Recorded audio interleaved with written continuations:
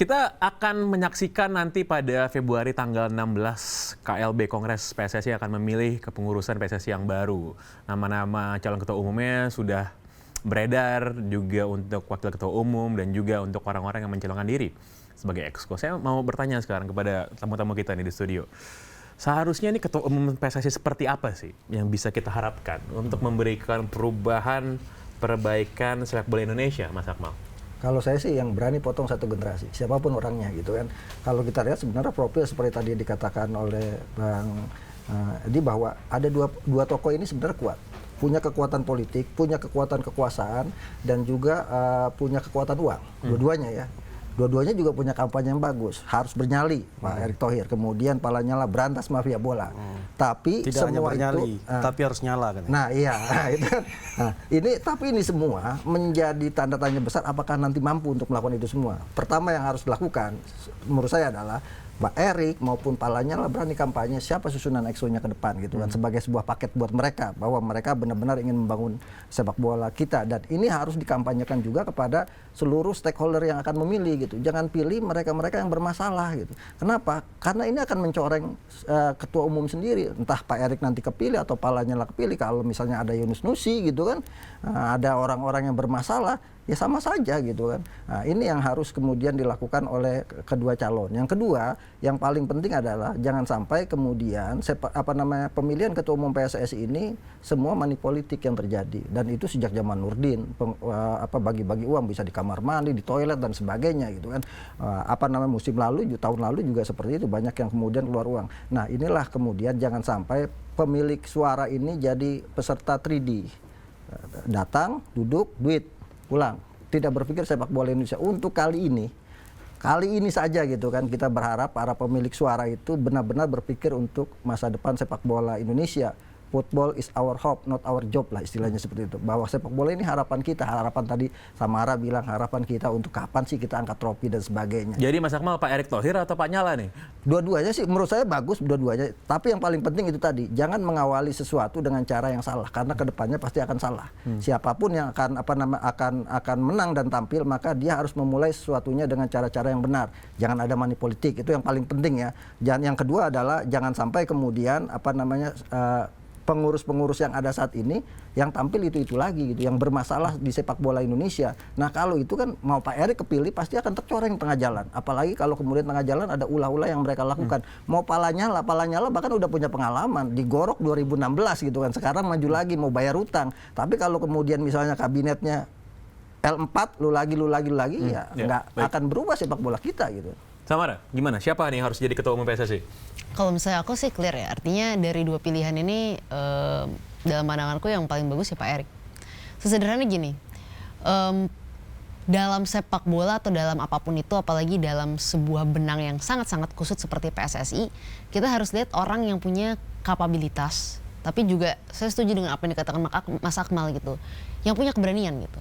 Nah, keberanian itu gimana kita cara mengukur keberanian? Keberanian itu cara mengukurnya cuma dari satu hal, dari track record.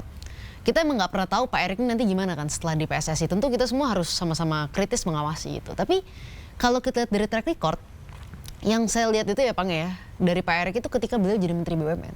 Dan ketika beliau jadi Menteri BUMN, pertama kali beliau masuk, yang beliau lakukan adalah bongkar tuntas kasus Jiwasraya nggak kelar-kelar dan bongkar tuntas kasus Asabri.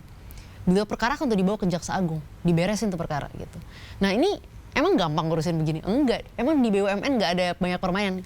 Pasti ada lah. Apalagi ganti struktur BUMN dari awal. Nah, memang pastinya tidak apple to apple apa yang terjadi di BUMN dengan apa yang terjadi di PSSI. Tapi kalau ada satu benang merah yang bisa kita lihat dari sini adalah kemampuan mentransformasi sebuah manajemen yang mungkin tidak sehat, yang buruk, menjadi baik.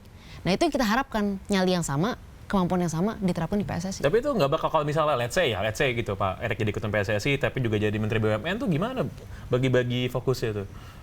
Enggak lah, karena sebenarnya apa yang dilakukan di BUMN dan di PSSI itu kan bukan berarti nggak bisa dilakukan bersama-sama gitu. Tinggal bagaimana manajemen waktu gitu. Pemimpin yang baik yang bisa melakukan manajemen waktu gitu. Seorang presiden melakukan banyak hal, memiliki banyak fokus, tapi beliau bisa melakukan segala hal. Ya Pak Erick juga bisa melakukan itu, sama seperti menteri-menteri lain yang juga menjadi ketua-ketua asosiasi. Pak Prabowo juga ketua asosiasi silat gitu kan, dan berbagai macam menterinya, kayak ada yang menteri yang latar belakangnya juga ketua asosiasi wushu dan lain sebagainya. Jadi tinggal bagaimana manajemen waktu yang baik dan perform di dua-duanya. Baik. Ini relate sebenarnya soal ini, bahwa itu tadi menyambung Bang Akmal juga, Pak Erick ini sebagai ketua umum cuma simbolik aja. Dia kabinetnya yang nanti akan bekerja. Di sepak bola itu yang akan bekerja exco sama kesekjenan. Ini yang harus dipilih orang-orang yang mau bekerja. Karena gini loh, kalau lihat sekarang komposisi malah Pak Menpora udah ikutan nih. Mau Buat maju waketum ya? waketum. Udah pasti ketua umum mau waketum satunya ini udah susah nih untuk bergerak. Jadi yang akan bekerja itu waketum 2 dan susunan exco yang akan 24 jam ini. Dan yang paling penting lagi di kesekjenannya. Kalau seperti kata Bang Akmal tadi, lo lagi ya susah juga untuk berharap berubah. Nah tadi saya ngomong sama Pange kan, contoh aja Gianni Infantino, dia berani rombak tuh semua, kesekjenannya aja bukan orang bola gitu loh. Dan bukan tidak mungkin kalau memang Pak Erick yang nanti akan memenangkan pertarungan ini atau Pak Lanyala, ya orang-orang seperti Bang Akmal, Samara jadiin sekjen aja, ya kan? Itu akan merubah persepsi. Sesajen. Itu akan merubah persepsi orang, setidaknya akan melupakan, gila ini ada sosok baru nih, jadi sekjen PSSI misalnya Mbak Samara gitu, Bang kan. Effendi kayaknya. Atau Pange gitu jadi sekjen kan berubah. Oh, gitu. saya jangan dijorokin. Ini berarti ada niat nih dari ketua umum untuk berubah. Nah, tapi sekali lagi saya tekankan bahwa memang di PSSI itu ketua umum ini hanya simbolik. Yang bekerja memang exco. Makanya yang disebut-sebut nama oleh Bang Akmal tadi, ya karena mereka yang bekerja Yang punya authority sebenarnya. yang kerja full time dan mengerti bola gitu, yang mengerti peta sepak bola dan politik sepak bola Indonesia.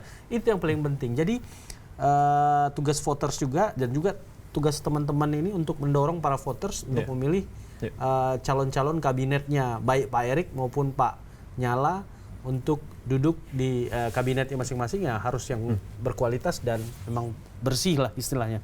Walaupun di sepak bola kita tokoh-tokohnya jarang juga yang bersih.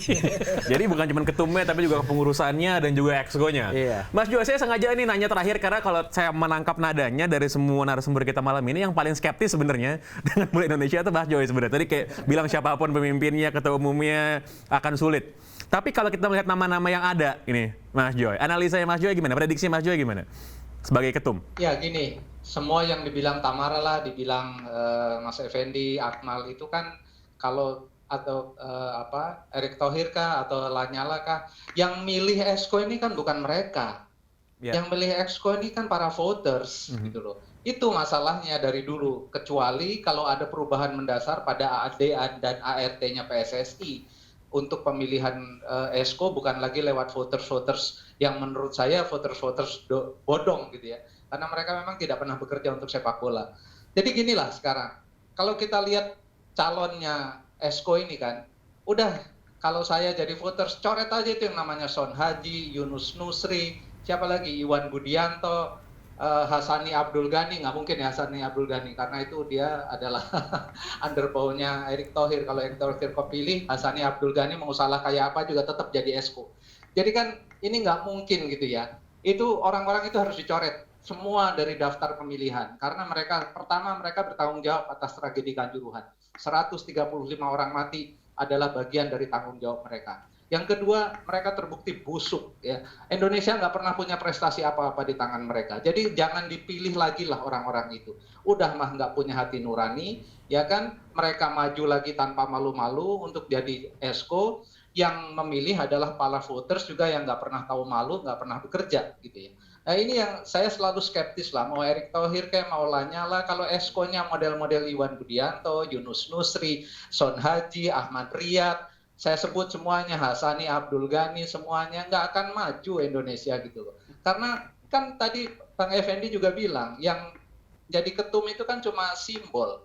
Apalagi orang-orang sangat sibuk seperti Erick Thohir dan Lanyala. Mana mungkin ngurusin exco model-model Son Haji, model-model Yunus Nusri kayak gitu kalau mereka terpilih lagi. Ya kan, yang berkuasa mereka-mereka lagi nanti gitu loh. Jadi itu saya sangat skeptis. Kecuali Erick Thohir atau Lanyala bisa ngomong, kalau saya terpilih, saya tidak mau bekerja sama dengan mereka. Pilih orang lain.